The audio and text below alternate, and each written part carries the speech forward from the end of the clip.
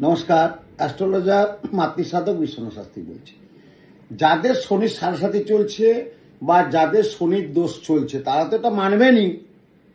তাছাড়াও আমি প্রত্যেকের উদ্দেশ্যে বলবো, যারা মদ্যপান করেন, আমাদের সমাজে তো দেখেছি অনেকে মদ্যপান করেন, তারা রবিবারটা ছুটি বলে যে কেউ কর্ম করছেন বা কোনো ব্যবসা করছেন, রবিবারটা ছুটি থাকে বেসিক্যালি, তার জন্য শনিবার আপনারা মদ্যপান করেন।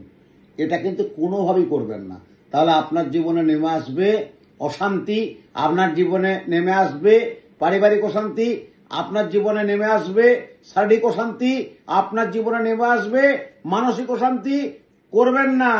যদিও মদ্যপান থেকে দূরে থাকুন, যারা নেশা অ্যাডিক্টেড করছেন তাদের উদ্দেশ্য বলবে বারটা খুব ভাবে মানবেন, নইলে আপনার জীবনে আরো সমস্যা বাড়বে।